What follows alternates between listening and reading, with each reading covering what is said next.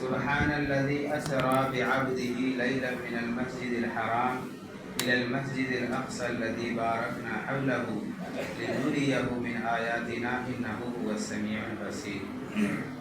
یہ 15واں پارہ ہے اور اس کا خلاصہ تفسیر ہے. سبحان الذی اسرا، اس سورت کا نام سورہ بنی اسرائیل بھی ہے اور اس سورت کا دوسرا نام سورہ اسرا بھی ہے. بنی اسرائیل کیونکہ اس میں بنی اسرائیل کا تذکرہ ہے اس لیے اس کا نام سورہ بنی اسرائیل. اور اسرا اس لیے، اسرا کے معنی رات کو لے جانا. اللہ تعالیٰ نے اپنے پیغمبر محمد عربی صلی اللہ علیہ وسلم کو رات میں معراج یعنی عرش پر بلائے تھے اور اس کا تذکرہ اس میں ہے. اسرا بعبدہ، راتوں رات لے گئے اپنے بندے کو، اس لیے اس سورت کا نام اسرا، سورہ اسرا بھی ہے. یہاں سبحان الذی اسرا میں اللہ تعالیٰ نے واقع معراج کو بیان کیا. واقع معراج کے 2 حصے ہیں. ایک حصہ تو یہ ہے کہ خانہ کعبہ سے بیت المقدس یعنی مکہ سے فلسطین لے جائے. بیت المقدس اور بیت المقدس دونوں نام درست ہے. اور پھر بیت المقدس سے عرش تک لے جایا گیا. تو مکہ سے جو بیت المقدس تک لے جایا گیا اس کا ثبوت قرآن کریم میں، اور جو عرش تک لے جایا گیا وہ حدیث متواترہ میں، یعنی بہت مضبوط قسم کی حدیث صحیح سے بھی اوپر، حدیث متواترہ. اور سورہ نجم میں بھی اس کے کچھ اشارے ملتے ہیں. معراج کا واقعہ مختصراً یہ ہے کہ اللہ تعالیٰ نے نبی صلی اللہ علیہ وسلم کو پہلے مکہ سے فلسطین لے گئے، اس کے بعد وہاں سے عرش پر بلایا اور اللہ تعالیٰ نے جاتے وقت 3 تحفے عنایت فرمائے. 50 وقت کی نماز، سورہ بقرہ کا آخری رکوع، اور تیسری چیز بہت اہم ہے کہ شرک کے علاوہ اللہ تعالیٰ تمام گناہوں کو، یہاں تک کہ کبیرہ گناہوں کو بھی امت محمدیہ کے معاف فرما دیں گے. یہ 3 پروانے نبی صلی اللہ علیہ وسلم لے آئے اور یہ 50 نمازیں پھر 5 ہو گئی جس کی تفصیل اپنے موقع پر آئے گی. یہ واقع معراج اصل میں نبی صلی اللہ علیہ وسلم کے نبوت کے 11ویں سال عطا ہوا، یعنی 40 سال میں نبوت اور 11 51، یعنی 51 سال کی عمر میں نبی صلی اللہ علیہ وسلم کو معراج عطا ہوا. آگے اللہ تعالیٰ نے فرمایا وَقَضَيْنَا إِلَىٰ بَنِي إِسْرَائِيلَ فِي الْكِتَابِ لَتُفْسِدُنَّ فِي الْأَرْضِ مَرَّتَيْنِ. یہاں یہ بیان کیا گیا ہے کہ بنی اسرائیل یعنی یعقوب علیہ السلام کی اولاد، بنی اسرائیل 2 مرتبہ اس زمین میں فساد مچائیں اور پھر دونوں مرتبہ اس کو سزا بھگتنی پڑے گی. چنانچہ اس کا تذکرہ ہے فَإِذَا جَاءَ وَعْدُ أُولَاهُمَا. پہلا واقعہ یہ ہے کہ موسیٰ علیہ السلام کے زمانے میں بنی اسرائیل نے موسیٰ علیہ السلام کی مخالفت کی اور نبیوں کو قتل کیا، جیسے حضرت زکریہ علیہ السلام کا واقعہ مشہور ہے.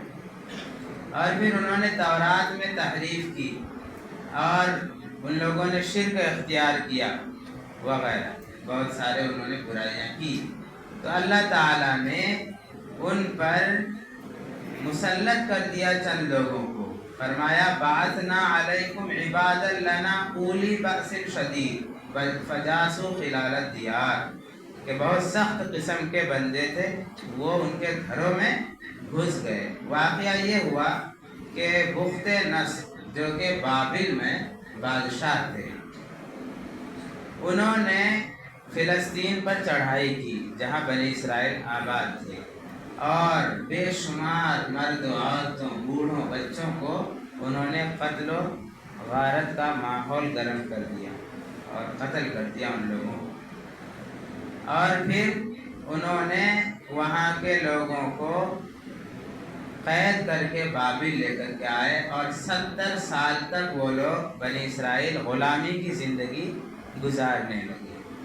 تو یہ پہلا ان کا فساد تھا اور ان کو بخت نصر کے ذریعے اللہ نے مزہ چکھایا اور وہ لوگ 70 سال تک ذلت اور غلامی کی زندگی گزار رہے تھے بابل میں۔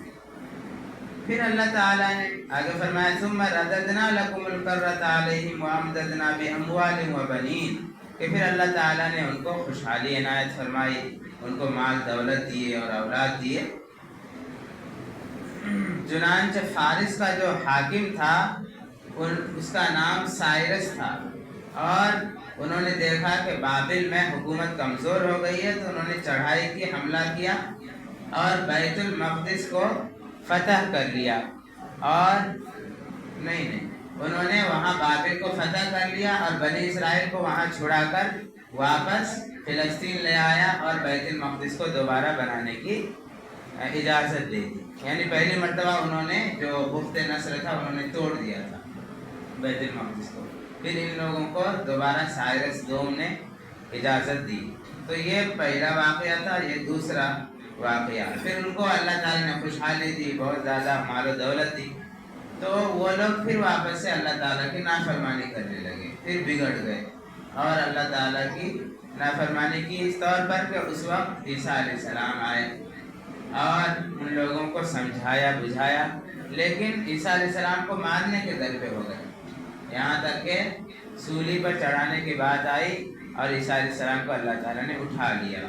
تو پھر دوسری مرتبہ یہاں ہے آگے فَإِذَا جَاءَ وَعْدُ الْآخِرَةِ، یہ دوسری مرتبہ ان پر رومی حکومت کے درمیان اور یہودیوں کے درمیان اختلاف ہو گئے، اور پھر رومی حکومت کا جو بادشاہ تھا ٹائٹوس نام تھا اس کا، انہوں نے حملہ کیا اور پھر دوبارہ سے یہودیوں میں سے تقریباً 10 لاکھ یہودیوں کو مار گرایا اور 1 لاکھ یہودی کو قید کر لیا اور بیت المقدس کو واپس سے ویران کر دیا۔ تو یہ ان کے ساتھ جو انہوں نے زمین میں فساد مچایا، برائیاں کی، بدعمالیاں کی، ان کے ساتھ اللہ نے ان پر مسلط کر دی۔ تو ہمیں ان دو واقعات سے یہ سبق ملتا ہے کہ اللہ تعالیٰ کا عذاب صرف آخرت میں ہی نہیں بلکہ دنیا میں بھی آتا، اور عذاب آنے کا ایک طریقہ یہ ہے کہ دشمنوں کو اللہ تعالیٰ مسلط کر دیتے ہیں، اور صرف یہ نہیں کہ شرک کی بنیاد پر بلکہ بدعمالی کی بنیاد پر بھی اللہ تعالیٰ عذاب بھیجتے ہیں، جیسا کہ ان دونوں واقعے سے معلوم ہوا، کیونکہ بنی اسرائیل تو توحید پرست تھے، اللہ تعالیٰ کو ایک مانتے تھے، لیکن ان کی بدعمالیاں تھیں جس کی وجہ سے ان پر ایسے ایسے سخت حالات آئے۔ تو اگر مسلمانوں پر بھی حالات آتے ہیں ان کے بدعمالیوں کی وجہ سے، تو ان کو بدعمالیوں سے رک جانا چاہیے اور پھر اللہ کو ایک مانتے ہوئے ان کے احکام کی فرما برداری کرنا چاہیے۔ آگے فرمائے وَإِنْ عُدْتُمْ عُدْنَا وَجَعَلْنَا جَهَنَّمَ لِلْكَافِرِينَ حَصِيرًا۔ فرماتے ہیں کہ اے یہودیو، تم نے پہلے فساد مچایا، اللہ تعالیٰ نے تمہیں مزہ چکھایا، اب اگر نبی صلی اللہ علیہ وسلم کے آنے کے باوجود تم محمد صلی اللہ علیہ وسلم کی بھی مخالفت کرو گے تو اللہ تعالیٰ ہو سکتا ہے کہ دوبارہ تمہیں مزہ چکھائے۔ چنانچہ ایسا ہی ہوا کہ مدینے سے انہیں باہر نکال دیا گیا اور خیبر میں وہ لوگ آباد ہوئے۔ پھر حضرت عمر رضی اللہ تعالیٰ عنہ نے ان یہودیوں کو خیبر سے بھی نکال باہر کیا۔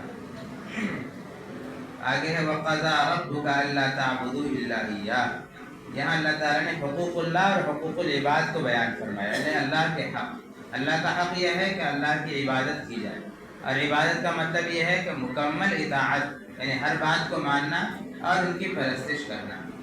اور حقوق العباد میں اللہ نے فرمایا کہ والدین کے ساتھ حسن سلوک کرنا، یعنی اچھا برتاؤ کرنا، انہیں کبھی جھڑکنا نہیں، اس کے سامنے کبھی بلند آواز سے بات نہیں کرنا، اور اگر وہ بوڑھا ہو جائے تو فرمایا فَلَا تَقُلْ لَهُمَا اُفْ، ان کو اف تک نہیں کہیں۔ اگر اس سے کوئی کام خراب ہو جاتا ہے تو انہیں ڈانٹنا یا دھمکانا یا ایسا بھی نہیں کرنا کہ آپ نے ایسا کیوں کیا، بلکہ ان کے سامنے ہمیشہ وَاخْفِضْ لَهُمَا جَنَاحَ الذُّلِّ مِنَ الرَّحْمَةِ، ہمیشہ پستی کے ساتھ ان کے سامنے جھک کے رہنا چاہیے، یعنی انہیں ہمیشہ اپنا بڑا سمجھنا چاہیے۔ ایسا نہیں کہ طاقت آ گئی اور وہ بوڑھے ہو گئے تو انہیں اب اپنے تابع بنا کر کے رکھ رہے ہیں. اگر اپنا کما کر کے ان کو کھلا رہے ہیں تو یہ سمجھ رہے ہیں کہ وہ ہمارے تابع. ایسا ہرگز نہیں ہونا چاہیے. اور ان کی اطاعت کرتے ہوئے دعا بھی کرنی چاہیے. رب ارحمہما کما ربیانی صغیرا. اے اللہ، اے ہمارے رب، ان دونوں پر رحم فرما جیسا کہ انہوں نے بچپن میں مجھے پالا. یعنی بچپن میں جب والدین اپنے اولاد کو پالتا ہے تو بہت رحم کرتا ہے اس پر، ان کی کتنی بھی غلطیاں وہ معاف کر دیتا ہے. تو اے اللہ ہمارے والدین کو بھی کی غلطیاں معاف فرماتے رہے. وَلَا تَقْتُلُوا أَوْلَادَكُمْ خَشْيَةَ إِمْلَاقٍ. یہاں 8 نواہی کو بیان فرمایا، یعنی جو کام نہیں کرنا ہے. 8 قسم کے کام ہیں جو نہیں کرنا ہے، اور 3 کام ایسے ہیں جو کرنا ہے. اس پورے رکوع میں بیان کیا گیا. پہلا ہے لا تقتلوا اولادکم خشیۃ املاق، کہ اپنے اولاد کو بھوک کے ڈر سے مت مارو. یہ ہو کہ 4-5 اولاد ہو جائیں گے، 10 اولاد ہو جائیں گے تو کیسے پالوں گا، کیسے کھلاؤں گا، میری سیلری تو بہت کم ہے. تو ان کو بھوک کے ڈر سے ان کو نہیں مارنا چاہیے. اگر فرمایا لا تقربوا الزنا، دوسرا کام یہ ہے کہ زنا سے دور رہنا. یہ نہیں فرمایا کہ زنا مت کرو، فرمایا کہ زنا کے قریب بھی مت جاؤ. اور زنا سے قریب کرنے والی چیزیں وہ آنکھ کا گناہ ہے، دل کا خیال ہے، موبائل کا غلط استعمال ہے. اور فرمایا وَلَا تَقْتُلُوا النَّفْسَ الَّتِي حَرَّمَ اللَّهُ، اور کسی کو قتل مت کرو جس کو اللہ تعالیٰ نے، جس کے قتل کو اللہ تعالیٰ نے حرام قرار دیا ہے. ہاں اگر حلال ہے، مثلا کسی نے قتل کر دیا تو اس کے بدلے میں قصاص کے طور پر قتل کرنا جائز. چوتھی چیز فرمایا لا یسرف فی القتل، اگر قصاص بھی لینا ہے تو اس میں حد سے تجاوز نہیں کرنا ہے. قتل کرنے میں حد سے تجاوز نہیں کرنا ہے. اس سے مراد یہ ہو سکتا ہے کہ جیسے اس نے کسی کو قتل کیا تو اس کے بدلے میں صرف قتل کر دیا جائے. ایسا نہیں کہ ان کو سزا دیا جائے، ان کی آنکھیں نکالی جا رہی ہیں، ان کے ہاتھ کاٹے جا رہے ہیں، اس کے ناخن نکالے جا رہے ہیں، اس کے بعد سزا دے دے کر کے اس کو مارا جا رہا ہے. ایسا نہیں.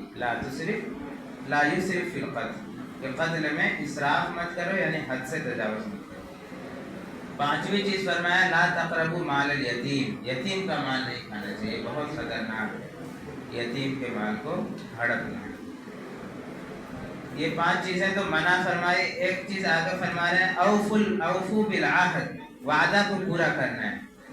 جب بھی وعدہ کریں پورا کرنا ہے. نبی صلی اللہ علیہ وسلم کی سیرت میں ملتا ہے وعدہ فرمایا تو پورا فرمایا ہمیشہ. یہاں تک کہ کئی دن تک انتظار کیا کسی کا اگر وعدہ کر لیے. آگے وَأَوْفُوا الْكَيْلَ، کہ جب ناپو تو برابر ناپو، پورا تولو، کمی بیشی نہیں کرنا. وَإِذَا قِيلَ، وَأَوْفُوا الْكَيْلَ إِذَا قِيلَ وَزِنُوا بِالْقِسْطَاسِ الْمُسْتَقِيمِ، صحیح ترازو سے ناپو. یہ حکم دیا گیا. ایسا ہوتا ہے نا کہ اس میں کچھ پاسن وغیرہ باقی رہ جاتا ہے، جھکا ہوا رہتا ہے پہلے سے. اس لیے اب عام طور پر دیکھتے ہیں کہ وہ جو ناپنے کا آلہ رہتا ہے اس کو ترازو پر لگائے رکھتے ہیں، کبھی اتارتے نہیں ہیں. اگر ایک رکھا تو دوسرا فوراً اس کے اوپر پہلے رکھ کے پہلے دوسرا اتاریں گے، تو اس میں کھوٹ رہتا ہے. ایسا نہ ہو کہ اگر کچھ بیچ رہے ہیں کچھ سامان، اگر دکان ہے تو اس میں ترازو میں کمی بیشی. اب تو خیر ڈیجیٹل آ گیا ہے تو اس میں شبہ نہیں ہوتا ہے، لیکن اب بھی موجود ہے. تو اس میں فرمایا کہ جب تم وزن کرو تو درست ترازو کا استعمال کرو. وَلَا تَقْفُ مَا لَيْسَ لَكَ بِهِ عِلْمٌ، اور اس چیز کے پیچھے مت پڑو جس کا تمہیں علم نہیں ہے. یعنی کسی چیز کا علم نہیں ہے اور اس کو صحیح سمجھ کر اس پر عمل کیے جا رہے ہیں، بلکہ اس کا علم حاصل کرنا چاہیے. پھر آگے 7ویں چیز سے منع فرمایا لا تمشِ فِي الْأَرْضِ مَرَحًا، زمین پر اکڑ کر نہیں چلنا چاہیے، جھک کر عاجزی کے ساتھ چلنا چاہیے. وَلَا تَجْعَلْ مَعَ اللَّهِ إِلَٰهًا آخر، 8ویں چیز فرمایا اللہ تعالیٰ کے ساتھ کسی کو معبود نہیں بنانا، شریک نہیں کرنا. یہ سب مکمل ہوئی. وَقَالُوا أَإِذَا كُنَّا عِظَامًا وَرُفَاتًا أَإِنَّا لَمَبْعُوثُونَ خَلْقًا جَدِيدًا. یہ کافروں کا سوال تھا کہ اگر ہم مر جائیں گے، مٹی ہو جائیں گے، کیا پھر ہمیں دوبارہ زندہ کیا جائے گا؟ تو اللہ تعالیٰ فرماتے ہیں قُلْ كُونُوا حِجَارَةً أَوْ حَدِيدًا، تم اگر پتھر بھی بن جاؤ یا لوہا بن جاؤ، او خلقا مما یکبر فی صدورکم، یا اس سے بھی کوئی خطرناک چیز بن جاؤ، پھر بھی اللہ تعالیٰ تمہیں دوبارہ زندہ کر سکتے ہیں۔ اس کی دلیل یہ ہے کہ تمہیں اللہ تعالیٰ نے پہلی مرتبہ پیدا کیا، تو کیا دوسری مرتبہ نہیں پیدا کر سکتے؟ وَإِذَا مَسَّكُمُ الضُّرُّ فِي الْبَحْرِ ضَلَّ مَن تَدْعُونَ، فرمایا مشرک کی حالت یہ ہے کہ جب وہ کشتی میں سوار ہو کر سمندر میں جاتے ہیں، وہاں اگر کوئی موج ان کو گھیر لیتا ہے تو پھر وہ اللہ کو پکارتے ہیں، پھر وہ بتوں کو نہیں پکارتے۔ تو اللہ تعالیٰ فرماتے ہیں کہ اس وقت تمہیں موت نظر آتی ہے تو تم مجھے پکارتے ہو، جب پھر خشکی میں آ جاتے ہو تو واپس بتوں کے سامنے سجدہ ریز ہوتے ہو۔ تم اس بات سے نہیں ڈرتے کہ خشکی میں بھی اللہ تعالیٰ تمہیں زمین میں دھسا دے؟ افامنتم ان یخسف بکم جانب البر، کیا تمہیں اس بات کا خوف، کیا تم بے خوف ہو گئے اس بات سے کہ تمہیں خشکی میں بھی دھسا دے اللہ تعالیٰ؟ تم یہاں کیوں نہیں ڈرتے؟ اگر سمندر میں ڈرتے ہو تو خشکی میں بھی اللہ تعالیٰ سے ڈرتے۔ اقیم الصلاۃ لدلوک الشمس الی غسق اللیل وقرآن الفجر، فرمایا کہ نماز پڑھتے رہو سورج کے ڈھلنے سے لے کر رات کے ڈھانپ لینے تک۔ تو سورج کے ڈھلنے سے ظہر، عصر، مغرب، اور رات کے ڈھانپ لینے عشاء۔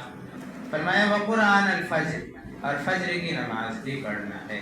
یہاں صلاۃ الفجر نہیں فرمایا کہ فجر کی نماز، قرآن الفجر۔ علماء نے لکھا ہے کہ چونکہ فجر کی نماز میں قرآن کی تلاوت زیادہ مقدار میں ہوتی ہے، اس لیے اس کی طرف اشارہ ہے۔ وَمِنَ اللَّيْلِ فَتَهَجَّدْ بِهِ نَافِلَةً لَكَ، اور تہجد کی نماز پڑھیے، یہ آپ کے لیے نفل ہے۔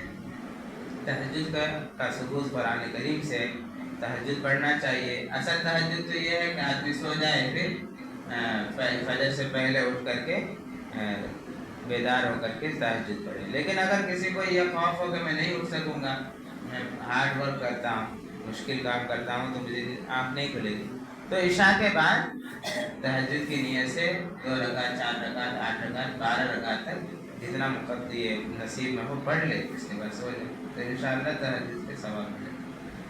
آگے وَقَالُوا لَن نُؤْمِنَ لَكَ حَتَّى تَفْجُرَ لَنَا مِنَ الْأَرْضِ يَنبُوعًا، کافروں نے 7 چیزوں کا مطالبہ کیا نبی صلی اللہ علیہ وسلم سے کہ 7 چیزوں اگر پورا کریں گے تو ہم ایمان لائیں گے، ورنہ ہرگز نہیں لائیں گے۔ پہلی بات فرمایا کہ آپ زمین سے چشمہ جاری کر دیجیے۔ دوسرا فرمایا کہ آپ اپنے لیے کھجور اور انگور کا باغ پیدا کر دیجیے، یا پھر آسمان سے آپ کوئی عذاب نازل کر دیجیے جس کے بارے میں آپ کرتے رہتے ہیں، یا پھر فرشتوں اور اللہ کو ہمارے سامنے لے آئیے، ڈائریکٹ ہم دیکھیں گے۔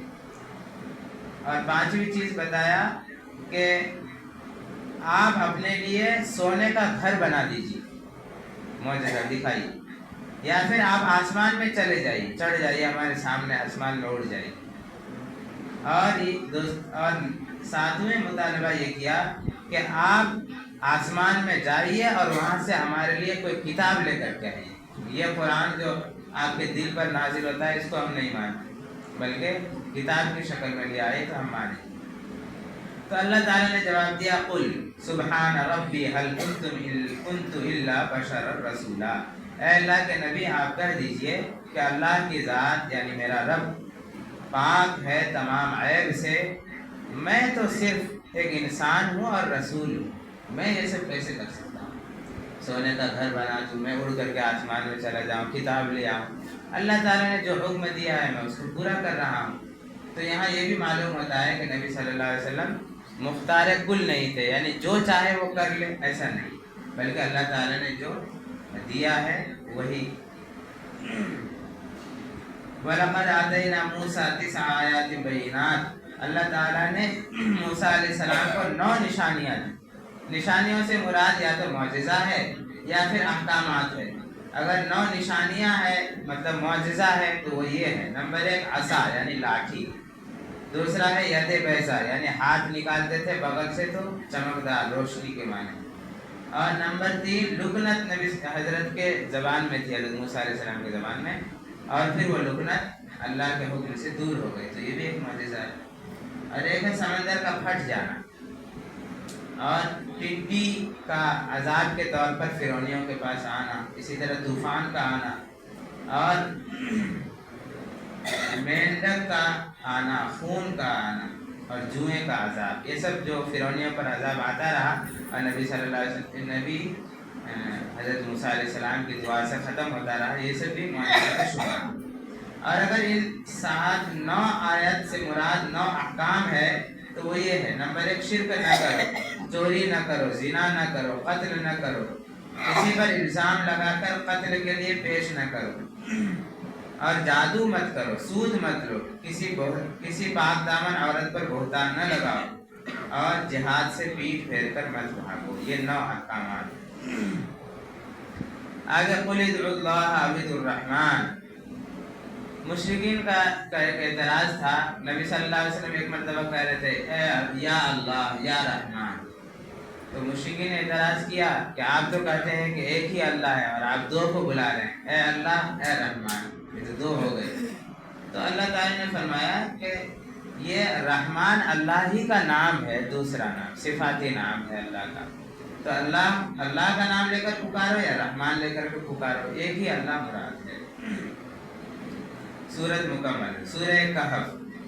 سورہ کہف کے معنی آتے ہیں غار، یعنی پہاڑ کا کوئی خالی جگہ اندر، اس کو کہتے ہیں غار۔ تو چونکہ اس میں اصحاب کہف کا تذکرہ ہے، اس لیے اس سورت کا نام سورہ کہف رکھا گیا۔ دراصل مشرکین مدینہ گئے تھے یہودیوں سے معلوم کرنے کے لیے کہ ہمارے یہاں ایک نبی آئے ہوئے ہیں، وہ ایک شخص ہیں جو نبوت کا دعویٰ کر رہے ہیں، آپ بتلائیے کہ اس کو کیسے جانچا جائے کہ وہ صحیح نبی ہے یا غلط۔ تو یہودیوں نے ان سے بتلایا کہ ان سے 3 سوال کرنا۔ ایک سوال تو یہ کرنا کہ اصحاب کہف کون ہے، اور دوسرا سوال کرنا کہ روح کیا ہے، اور تیسرا سوال کرنا کہ ذوالقرنین کا واقعہ کیا ہے۔ اگر وہ تینوں سوال کا جواب دے دے تو سمجھ لینا کہ صحیح نبی نہیں ہے، اور اگر 2 سوال کا جواب دے اور روح کے بارے میں وہ کہے کہ روح کے بارے میں پتہ نہیں ہے، اللہ ہی کو معلوم ہے، تو سمجھنا کہ وہ صحیح نبی ہے۔ چنانچہ وہ لوگ آئے، نبی صلی اللہ علیہ وسلم سے سوال کیا، تو نبی صلی اللہ علیہ وسلم نے فرمایا کہ کل بتا دوں گا۔ تو وہ لوگ چلے گئے۔ 15 دن تک وحی کا سلسلہ رک گیا، 15 دن تک وحی نہیں آئی۔ مشرکین میں تہلکہ مچ گیا۔ ابو لہب کی بیوی کہنے لگی کہ ان کا رب انہیں چھوڑ دیا ہے، اور طرح طرح کے الزامات لگانے لگے۔ تو پھر اس 15 دن کے بعد یہ پوری سورت نازل ہوئی، اور اس میں یہ بیان کیا گیا ہے کہ لا تقولن لشیء انی فاعل ذلک غدا الا ان یشاء اللہ۔ جب کسی بھی آئندہ کام کے بارے میں وعدہ کرو تو انشاءاللہ کہہ دیا کرو۔ نبی صلی اللہ علیہ وسلم نے فرمایا تھا کہ کل بتا دوں گا، یہ نہیں فرمایا تھا کہ انشاءاللہ کل بتاؤں گا۔ اس لیے 15 دن تک وحی رک گئی۔ اللہ تعالیٰ کو یہ بات پسند نہیں ہے۔ دراصل بات یہ ہے کہ جو اللہ کے جتنا قریب ہوتا ہے ان کی چھوٹی بھی غلطی پکڑی جاتی ہے۔ تو آج جو ہے ہمیں بھی عمل کرنا چاہیے اس بات پر کہ کبھی بھی کوئی وعدہ کرے تو انشاءاللہ۔ تو پھر اللہ تعالیٰ نے نازل فرمایا ما ودعک ربک وما قلی، آپ کے رب نے آپ کو چھوڑا نہیں ہے، جو یہ لوگ الزام لگاتے ہیں۔ پھر پوری آیت سورت نازل ہوئی، اس میں اصحاب کہف کا پورا واقعہ ہے، ذوالقرنین کا واقعہ ہے، اور روح کے بارے میں فرمایا یسألونک عن الروح قل الروح من امر ربی، کہ روح تو یہ اللہ کا امر ہے اور بس۔ تو ان لوگوں کو یقین ہو جانا چاہیے کہ یہ اصلی نبی ہیں، کیونکہ روح کے بارے میں انہوں نے کچھ نہیں بتایا، اور اصحاب کہف کا پورا واقعہ بتایا اور ذوالقرنین کا واقعہ بتایا، لیکن پھر بھی ان میں سے اکثر لوگ ایمان نہیں لائے۔ اصحاب کہف کا واقعہ یہ ہے کہ دقیانوس ایک بادشاہ تھا جو اپنے آپ کو خدا کہتا تھا۔ چند نوجوان ایسے تھے جو ان کو خدا نہیں مانتا تھا، چنانچہ ان کو پکڑنے کے لیے انہوں نے حکم نامہ جاری کیا کہ ان نوجوانوں کو پکڑ لیا جائے اور ہمارے سامنے حاضر کیا جائے۔ وہ 7 نوجوان تھے، اور وہ وہاں سے بھاگ نکلے، بھاگتے بھاگتے ایک پہاڑ کے غار میں جا کر چھپ گئے، اور ان کے ساتھ ایک کتا بھی ساتھ ہو لیا۔ کتے کو جب بھگانا چاہا تو اس کتے کے منہ میں زبان آئی، یعنی کہ بولنے لگا اور کہا کہ ہم بھی تمہارے ساتھ ہیں، مجھے مت بھگاؤ۔ چنانچہ وہ لوگ جب غار کے اندر داخل ہوئے تو کتے نے اپنی عجیب شکل بنائی، دونوں ہاتھ اوپر کیا اور منہ کھول کر کے حملے کی طرح تیار کھڑا ہو گیا کہ کوئی آئے گا تو ہم اس پر حملہ کر دیں گے۔ یہ 7 تھے۔ اس کے بارے میں فرمایا کہ تعداد اس کی کتنی تھی، تو یہاں کہا گیا ہے کہ کچھ لوگ کہتے ہیں کہ 7 تھے اور 8واں اس کا کتا تھا۔ کہاں گئی وہ آیت؟ ہاں یہاں ہے سیقولون ثلاثۃ رابعہم، بعض لوگ کہتے ہیں کہ 3 لوگ تھے اور چوتھا کتا تھا، اور بعض لوگ کہتے ہیں 5 لوگ تھے، چھٹا اس کا کتا تھا، اور بعض لوگ کہتے ہیں کہ 7 وہ تھے اور 8واں اس کا کتا تھا۔ آگے فرماتے ہیں کہ اللہ ہی کو اس کے بارے میں معلوم ہے۔ بعض کتابوں میں ان 7 لوگوں کے نام بھی مذکور ہے، یملیخا، مکسلمینا، مرتولس، سبیونس، دردونس، کفاشیتیتوس، منتواسیس۔ یہ 7 لوگ تھے کہ اللہ کے ولی جو اپنے اس غار میں چھپ گئے تھے، اور اللہ تعالیٰ نے اسے 309 سال کے بعد انہیں بیدار کیا تھا۔ اس کے بعد جب وہ لوگ بیدار ہوئے تو ایک دوسرے سے پوچھنے لگے کہ ہم لوگ کتنا سوئے؟ کسی نے کہا 1 دن، کسی نے کہا دن کا کچھ حصہ، کسی نے کہا پتہ نہیں، اللہ ہی کو معلوم ہے۔ پھر ایک آدمی کو بھیجا کہ جاؤ اور کچھ کھانے کا لے آؤ، بھوک لگی ہے۔ تو جب وہ لوگ سکہ لے کر کے گئے اور کھانا مانگا، کھانا لینے کے بعد جب پیسہ دینے لگا تو وہ ہوٹل والا تعجب سے دیکھنے لگا کہ یہ تو سکہ تو بہت پرانا ہے، وہ تو دقیانوس کے زمانے کا ہے۔ تو وہ لوگ ڈر گئے کہ کہیں ایسا نہ ہو کہ ہم لوگ پکڑے جائیں۔ تو ان لوگوں کو بتایا گیا کہ نہیں، دقیانوس بادشاہ بھی نہیں ہے، اس کا انتقال ہوئے کتنا سال گزر گیا اور ابھی تو ایک مسلمان بادشاہ ہے۔ پھر اس کی خبر ملی بادشاہ کو، تو بلایا اور ان کا اعزاز و اکرام کیا گیا ان کا۔ پھر وہ لوگ واپس غار میں آئے اور ان کا واپس سے انتقال ہو گیا، اور وہاں ایک مسجد بنا دی گئی اس کے نام پر۔ اور اصحاب الکہف والرقیم، رقیم کے معنی آتے ہیں تختیاں، انہوں نے اصحاب کہف کے نام سے وہاں ایک تختی بھی لگا دی تھی، اس لیے اللہ تعالیٰ نے فرمایا کہ اصحاب الکہف والرقیم کانوا من آیاتنا عجبا، یہ اللہ کی نشانیوں میں سے ایک عجیب نشانی ہے۔ اور پھر آگے فرمایا کہ اللہ تعالیٰ نے ان کے رہنے کا انتظام ایسا کیا تھا کہ جب سورج نکلتا تھا تو تھوڑا سائڈ ہو کے چلتا تھا تاکہ دھوپ ان پر نہ پڑے، اور جب ڈوبتا تھا تو اس طرف بھی تھوڑا دوسری طرف مائل ہو کر کے ڈوبتا تھا تاکہ دھوپ نہ پڑے۔ اس طرح اللہ تعالیٰ نے ان کے جسموں کو محفوظ رکھا، اور پھر ہوائیں آتی جاتی رہتی تھی۔ وقت بہت ہو رہا ہے، پارہ مکمل نہیں ہو رہا ہے۔ آگے واقعہ حضرت موسیٰ علیہ السلام اور خضر علیہ السلام کا تو انشاءاللہ کل بتا دیا جائے گا، حالانکہ اسی پارے میں شروع ہے لیکن اگلے پارے تک چلے گا، اس لیے کل بیان کرنا بھی مناسب ہے۔ اللہ تعالیٰ عمل